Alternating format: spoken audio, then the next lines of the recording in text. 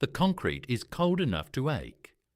A single overhead lamp throws pale light across a table buried in maps, the kind of maps that have been redrawn too many times. The red arrows that once swept east with such confidence are now shorter, blunter. In some places, they have been quietly erased and redrawn further back. Outside, the temperature is minus 28 degrees Celsius. The pine forests are locked in ice. The roads to Moscow, those same roads that German panzers drove down in the optimistic weeks of autumn, are frozen solid beneath 1/2 metre of snow. A field telephone rings once. Someone picks it up immediately.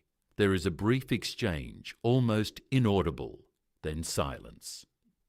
General Franz Halder, Chief of the OKH General Staff, sets the receiver down and stares at the map. His face reveals almost nothing, but his hand, flat against the table, presses down with a steadiness that suggests effort. The deliberate effort of a man keeping himself composed. The situation he is looking at should not exist. 3 weeks ago, lead elements of Army Group Center were close enough to the outskirts of Moscow that German officers reported seeing the sun glint off the Kremlin's golden domes through their field binoculars. 3 weeks ago, the German High Command still required itself to believe, that the Soviet Union was one final push from collapse. It is no longer 3 weeks ago. The Soviet Western Front has just launched a major counteroffensive along a 900-kilometre line. In temperatures the German military was never equipped to operate in. Soviet armies, many of them fresh, many of them Siberian divisions that German intelligence had failed to account for, are pushing back, not retreating, pushing back. Halder closes the leather cover of his war diary. He does not write anything new tonight. Something has changed. The kind of change that cannot be walked back by the next morning's orders. To understand the magnitude of December 1941, you must first understand what the summer of that year felt like inside German High Command. On June 22nd, 1941, Operation Barbarossa, the largest land invasion in recorded history, crossed into Soviet territory along a front stretching nearly 3,000 kilometres, from the Baltic coast in the north to the Romanian border in the south. 3 million German and Axis soldiers, over 3,000 tanks, more than 2,000 aircraft. The results in the first weeks were staggering, even by the standards of a war that had already produced extraordinary military performances. Army Group North drove toward Leningrad. Army Group South swept across Ukraine toward the agricultural and industrial heartland of the Soviet interior, and Army Group Center, the strongest of the three, crushed through Byelorussia in a series of massive encirclements. At Minsk, at Smolensk, entire Soviet armies were surrounded and destroyed before they could escape. Hundreds of thousands of prisoners. Thousands of abandoned tanks and artillery pieces. Halder wrote in his diary on July 3rd, just 11 days into the campaign, that it was, without exaggeration, not too much to say that the campaign against Russia had been won in 2 weeks. This was not idle boasting. It reflected the genuine strategic assessment inside OKH. The Soviet military appeared to be in irreversible collapse. Formations were being encircled faster than Moscow could respond. Political commissars were executing retreating soldiers. Stalin, according to intelligence reports, had retreated into isolation for days after the initial shock of invasion. The doctrine guiding Army Group Center was clear. Destroy the enemy's military force in the field, advance on Moscow before Soviet reserves could be organized, and present Stalin with a military defeat so comprehensive that resistance would either cease or become strategically irrelevant. Hitler shared this confidence, but added his own interpretation. The Führer was more interested in economic objectives: the Ukraine, the Donbass coal fields, the Caucasian oil fields. In his view, strip the Soviet machine of its resources and it collapses of its own weight. Moscow was almost a symbol to him, useful for its propaganda value, but not the decisive blow in and of itself. This internal disagreement between Hitler and his senior generals about whether Moscow or the economic periphery was the primary objective would prove consequential. But in the summer of 1941, it remained a background tension, submerged beneath the flood of German victories. The Wehrmacht was operating at the apex of its power. Its commanders were experienced, its logistics, for now, were holding, and its troops believed, with genuine justification, that they were winning a war that would be over before the snow fell. The snow, however, had its own schedule. The first fractures were visible before most of those inside the command structure were willing to acknowledge them. By late July, the supply situation along Army Group Center's axis of advance was already under strain. The Soviet rail gauge was different from the European standard, which meant German rail lines had to be manually converted or replaced as the advance progressed.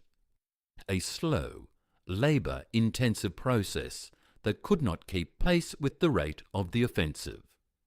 Trucks broke down on roads that were little more than dirt tracks, turned to thick mud by summer rain. Fuel consumption in the deep Russian interior exceeded pre-campaign estimates. Ammunition stockpiles at forward depots were drawn down faster than they could be replenished. Hitler's decision in late August to divert Army Group Center's armoured strength, specifically Guderian's 2nd Panzer Group, southward to assist in the encirclement at Kiev, compounded the problem. The Kiev operation was a military success of enormous proportions. Over 600,000 Soviet soldiers taken prisoner. It was also, as Guderian and others argued bitterly, a strategic delay that cost Army Group Center nearly 6 weeks it could not afford. Operation Typhoon, the final drive on Moscow, did not begin until October 2nd, 1941. In those 6 weeks, Soviet defences west of Moscow had been substantially reinforced. More critically, the seasonal calendar had shifted. The autumn rains arrived first, transforming the Russian interior into the notorious Rasputita, the quagmire season, where wheeled vehicles sank to their axles and even tracked vehicles struggled. Then the first frosts came, which briefly hardened the ground, a temporary reprieve that encouraged optimism. And then the real cold began. Cold that German soldiers in summer weight uniforms, inadequate boots, and tropical-rated engine lubricants were entirely unprepared for. Intelligence failures compounded everything. German assessments of Soviet reserve strength had been systematically wrong. The Soviet Union's capacity to raise, equip, and deploy new formations was underestimated at virtually every stage of the campaign. When German intelligence identified and reported the destruction of a Soviet division, it was often replaced by two. When a Soviet army collapsed in the field, another appeared, partly trained, imperfectly armed, but present and willing to fight. The transfers from the Soviet Far East were particularly significant. With the Soviet Union's intelligence service reporting, accurately as it turned out, that Japan would move south towards Southeast Asia rather than north into Siberia, Stalin was able to move entire Siberian divisions westward. These were winter-hardened troops, equipped with white camouflage smocks, felt boots, and skis. German reconnaissance identified some of them, but significantly underestimated how many were being committed. By November 1941, inside Army Group Centre's forward headquarters, the reports were becoming harder to process. Panzer divisions that had entered the campaign with over 150 operational tanks were reporting effective strengths of 40, 30, sometimes fewer. Infantry battalions that should have fielded 800 men were fighting at a third of that number. The supply pipeline had not improved. Frostbite casualties were beginning to appear in the medical statistics in numbers that the Army Medical Corps had no established protocols to handle. Operation Typhoon had resumed after a brief pause in November and was still moving forward, barely painfully against stiffening resistance. Some forward units reached the town of Khimki, barely 12 kilometers from Moscow's city limits. The maps in Berlin showed the front line close enough to the capital that the situation looked superficially manageable. Those maps did not convey the exhaustion, the cold, or the accumulating weight of what was no longer moving. December 5th, 1941. The temperature along the Moscow front drops to minus 35 degrees Celsius in some sectors. At this temperature, German tank engines cannot be started without preheating equipment the Army does not have in sufficient quantities. Rifle bolts freeze, if not constantly worked. Artillery shells misfire. Radio batteries drain to nothing within hours of exposure. The human body, dressed in inadequate clothing, begins to fail. Army Group Centre's offensive against Moscow is at this point already effectively dead. It has not formally been declared over. The orders have not been rescinded. But forward movement has ceased. Units are not advancing. They are holding on, waiting for something. What they do not know is that Soviet Marshal Georgy Zhukov has been preparing a response for weeks. Zhukov, appointed to command the Western Front in October, had spent the autumn doing two things simultaneously: feeding enough Soviet troops into the defensive lines around Moscow to slow the German advance while assembling a reserve, carefully hoarded, deliberately withheld from the defensive battle, for a counteroffensive. The Stavka, the Soviet High Command, had approved his plan. Stalin had authorized it. On December 5th, 1941, the Soviet counteroffensive begins. Not at one point, not at 2 points. Along nearly the entire Army Group Center front, 900 kilometers, Soviet armies attack simultaneously. Kalinin to the north, Yelets to the south. The Western Front in the center. The timing is coordinated. The weight is enormous, and the temperature, that same killing cold, favors soldiers who are equipped for it. The effect on German lines is immediate and in some sectors catastrophic. Units that have been holding defensive positions in frozen foxholes with no winter equipment, reduced rations, minimal reserves, and no expectation of major attack are suddenly absorbing offensive pressure from multiple directions at once. Communication lines break down as headquarters are forced to relocate. Some divisions lose contact with their neighbours. Gaps open in the front. The German command structure begins to compress. Requests for permission to withdraw arrive faster than they can be processed. Hitler, receiving the first reports at the Wolf's Lair, reacts with categorical orders. Hold, no retreat.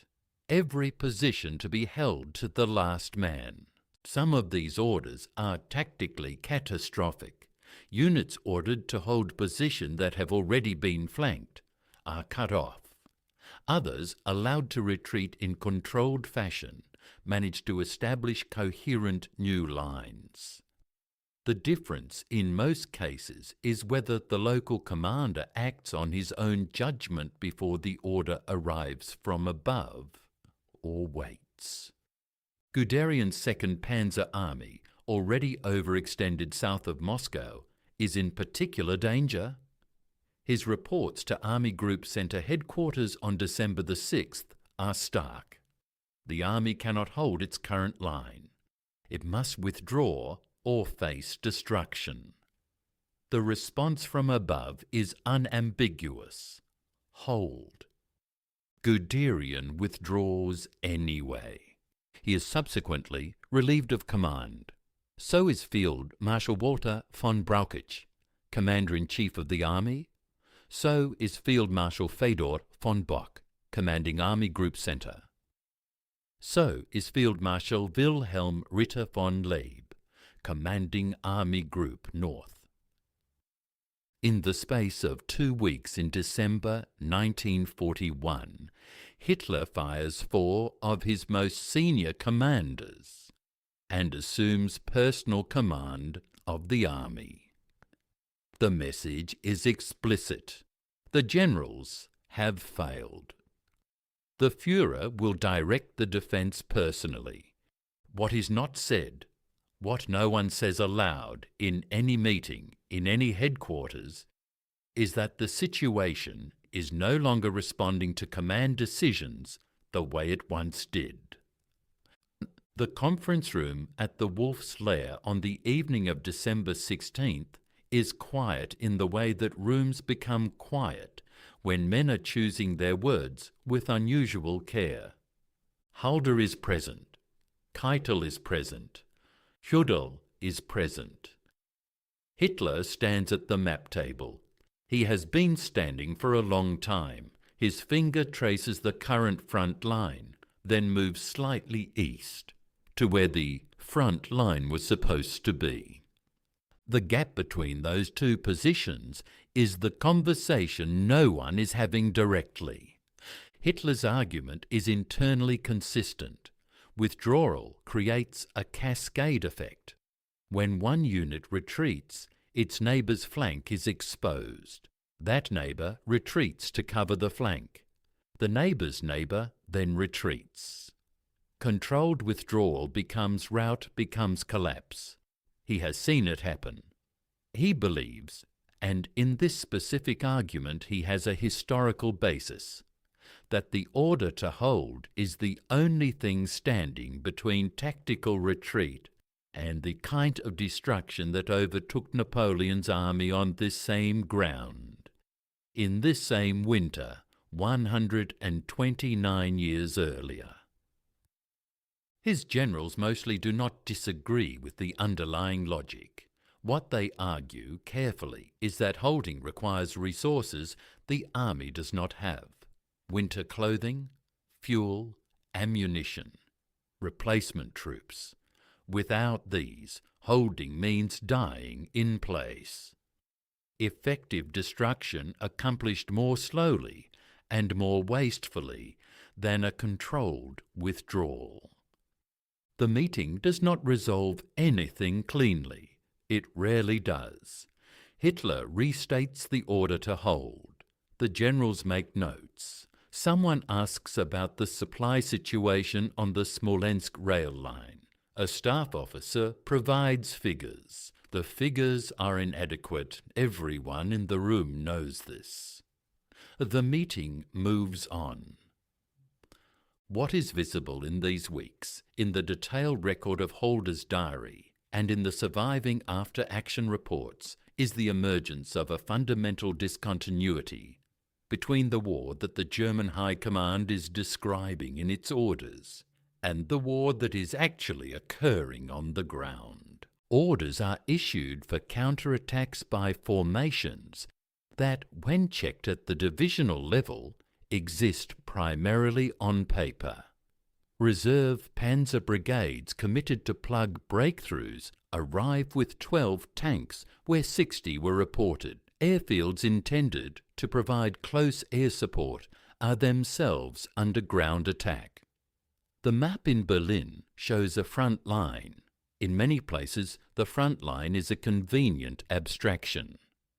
Holder writes in his diary, not in accusatory language, but with the careful precision of a man recording facts he knows will matter later, that the OKH has in practice ceased to function as a genuine operational command authority.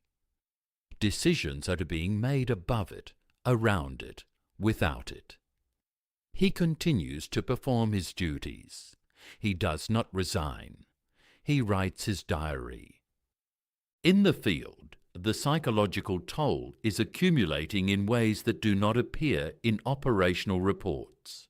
For German soldiers who had marched east in June with the absolute expectation of victory by autumn, are spending Christmas in frozen holes in the ground, under attack, without adequate food or winter gear, watching equipment fail and comrades succumb to cold rather than enemy action. The letters home from this period reflect something that was not present in the summer correspondence. Doubt. Not despair, the German army has not broken, but the slow, corrosive accumulation of a gap between what they were told and what they are experiencing. January 1942. The Soviet counter-offensive has been underway for a month. Army Group Center has not collapsed. Hitler's hold order, combined with desperate local improvisation by commanders on the ground, has prevented the kind of cascading collapse that threatened in the first days of December. A front line of sorts exists. It is not the front line that existed in November. It is not anywhere close to Moscow. In some sectors, it has been pushed back 200 kilometers. The strategic situation, viewed in its totality, has been permanently altered. Before December 1941, the question being debated inside the German High Command was how quickly the Soviet Union would be defeated and what form that defeat would take. After December 1941, that question is no longer on the table. What replaces it, though no one states it in quite this way, is a different, harder question. How does Germany avoid losing a war it can no longer win quickly? This is the moment. Not a single day, not a single map update, but a period of weeks through which the fundamental orientation of German strategic thought rotates, quietly without announcement, from offensive to defensive, from timeline to endurance, from the expectation of victory to the management of survival. Hitler understands part of this. His hold order, brutal and costly as it is, does prevent immediate catastrophe. He begins, in early 1942, to speak about the importance of the summer campaign, a renewed offensive, Operation Blue, aimed at the Caucasus and Stalingrad, as the means by which the strategic initiative will be recovered. There is something in this framing that is revealing. Recovery of initiative implies it has been lost. In the spring optimism of 1942 planning sessions, this is treated as a temporary condition, a winter anomaly that will be corrected. It will not be corrected. The Soviet Union's industrial output, much of it relocated beyond the Urals during the desperate autumn of 1941, transplanted factory by factory onto frozen steppes, and reconstructed under conditions that defy description, is already beginning to recover. The T-34 production lines that German planners had predicted would be disrupted beyond recovery are producing tanks again. American Lend-Lease materiel, trucks, aircraft, communications equipment, food, is moving through supply corridors that German strategic planning had not accounted for as durable. The German army that enters the summer of 1942 is not the army that crossed the Soviet border in June 1941. Its veteran cadre has been significantly depleted. Its replacement system cannot keep pace with losses. Its allies, Romanian, Hungarian, Italian, are filling gaps in the line that would previously have been held by German formations, with formations that are less well-equipped, less well-trained, and less resilient under pressure. On a map in December 1942 at Stalingrad, the consequences of all of this will become visible in a single, devastating encirclement.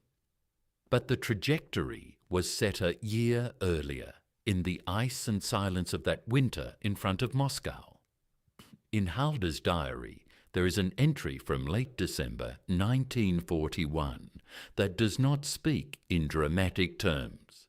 It notes in the measured language of a professional soldier recording a professional assessment that the campaign has developed differently than anticipated, that the enemy has demonstrated capacities that were not reflected in pre-war estimates, that the coming year will require a fundamental reconsideration of available means relative to strategic objectives. He does not write that Germany cannot win the war. He does not need to. The maps on the table in December 1941 told a story that the men reading them were not yet ready to fully articulate. Moscow had not fallen. The Soviet Union had not collapsed. The Red Army, shattered, partially destroyed, driven back to the gates of its own capital, had not broken. And in that single failure of the predicted outcome, the entire logical architecture of German strategic planning came apart at its foundations. The war had been conceived as a short campaign, fought against an enemy that would not absorb punishment beyond a certain point. When the enemy absorbed it and struck back, every calculation made downstream of that assumption became invalid. Initiative in war is not merely a tactical concept. It is the difference between fighting the war you planned and being forced to fight the war your enemy is imposing on you. In the summer of 1941, Germany held it absolutely. By the winter of that same year, it had begun to pass, slowly, irreversibly, in the frozen darkness outside Moscow, into other hands. The architects of Barbarossa had built their campaign on the certainty that the Soviet state would not survive the shock of what was coming. What they had failed to account for, what in the end proved to be the decisive variable, was that they were wrong. And in war, unlike almost anywhere else, being wrong about the fundamental premise does not grant you the opportunity to revise your assumptions. The snow outside the wolf's lair continued to fall. The telephone continued to ring. The maps continued to be updated, hand over careful hand, with lines that moved in directions no German general had drawn in their planning documents. The war had turned. The men who built it were the last to say so.